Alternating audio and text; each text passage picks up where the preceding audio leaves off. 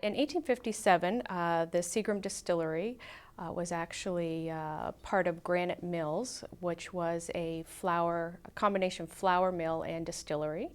And it was owned by George Randall and William Hespeler. And the two gentlemen started out with just a very small milling and distillery industry. Seagram joined the company later on, and eventually he was the one who bought out both partners in 1883 and formed Joseph E. Seagram as the company that we know today.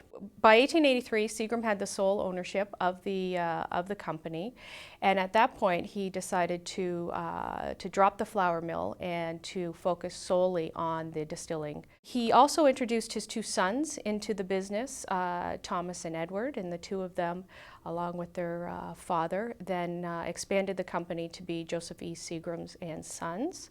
It was then in 1928 that the Bronfman brothers, Samuel and Harry, purchased the plant from Seagram's, and that was during Prohibition. They amalgamated it with their company called Distillers Corporation, so it became Distillers Corporation Seagram's Limited.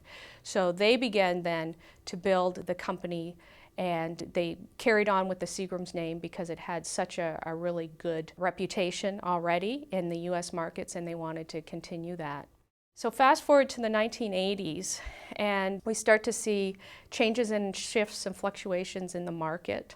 And the Seagram's company starts to lose a lot of market share because tastes in distilled spirits starts to decline. There's also a whole movement on the drinking movement and and how distilled spirits and drinking is perceived publicly. And with all of these things happening, there was a huge rapid decline with the company. And so that's what then started the spiral where by the 1990s, the Bronfmans decided to close the Waterloo plant here and disperse of the original Seagram's plant here in Waterloo as an asset, which was a huge, huge blow to Waterloo.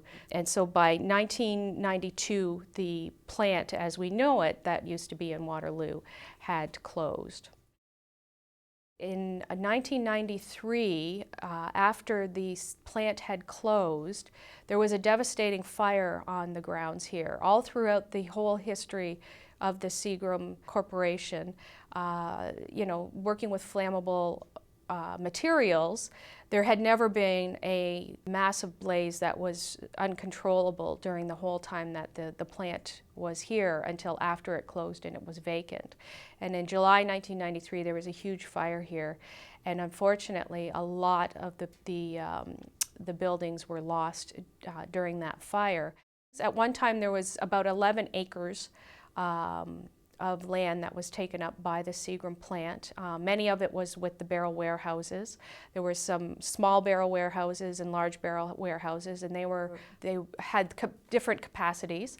The small barrel warehouses, like the one that we're in now, could hold between 6,000 and 7,000 barrels at a time, and the large barrel warehouses that the company built in the 1950s could hold up to 52,000 barrels, which would be of whiskey aging and maturing at one time, which was quite substantial and quite massive if you just think of this small building and then triple that in size.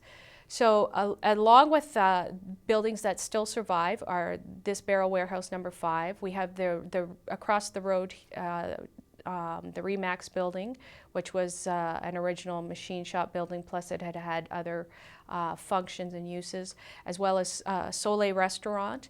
And then we have the adaptive reuse project of the Seagram Lofts, which was one of the barrel warehouses that still remains and is another visual legacy piece from that era.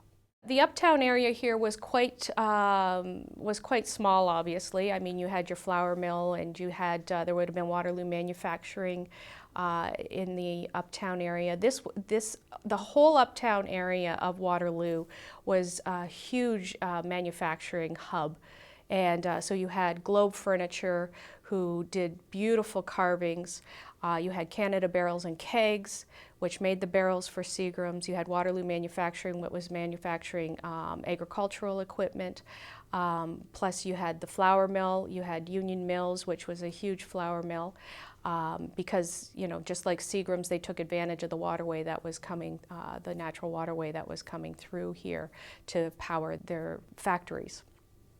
So it was a very industrious town, and if you kind of put all of you imagine in your head all of these industries all together and what it would have been like as far as the sights and smells and things, you know, you would have had the distilling industry here and the flour mill and, you know, the wood and the barrel making and all of that manufacturing in here. It would have been a very much what we would call now a blue-collar town. The Seagrams name certainly has a legacy. Seagrams were involved with the horse racing, and they had a stable very close by. The Zellers Plaza on Bridgeport Road actually was built on the Seagram stable lands. So they were very successful in international with the Kings and or then the Queen's Plate. So they were always involved in a lot of sporting activities and events. Curling was another big piece whereby they get their name out.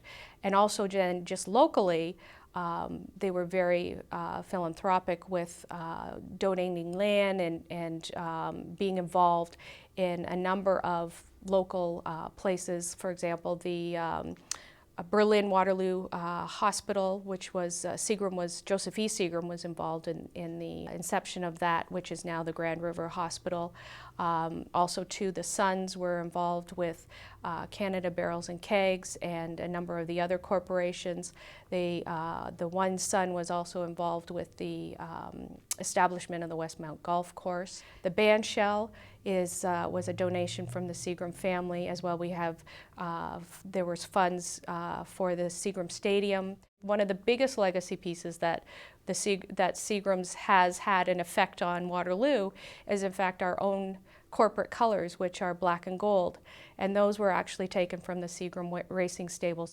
This location was chosen strategically because of its access to the waterways, and also too, as the whole uptown core evolved, the railway came into town. And there's an interesting story. The building that the barrel warehouse that we're in right now, which was Barrel Warehouse number 5, when the railway came to town, there were 2 railway lines that were in town. And the first one that came in was the Grand Trunk Railway, and they really became one of the more prominent players in railway travel into Waterloo. However, there was another line that wanted to come into town called the Canadian Pacific Railway. And so not to want to lose an opportunity, Joseph E. Seagram actually wanted to have the line come very close to the plant, which would have been a very strategic move, so he could export his goods out quite easily through the railway lines. So in order to accommodate the CPR, he removed the corner of this building that we're in right now to accommodate that railway line.